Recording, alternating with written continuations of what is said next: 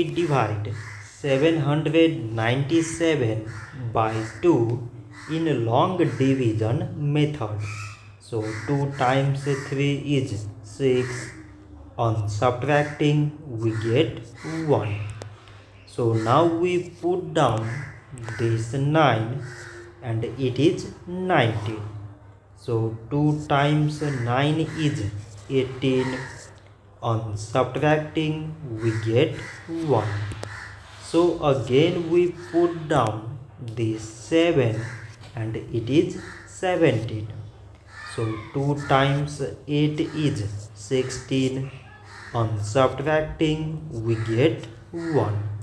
So now this 1 is less than 2 and there is no other number to put it down. So we take here decimal so that we put 0.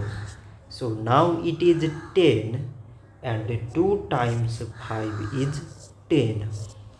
On subtracting we get 0.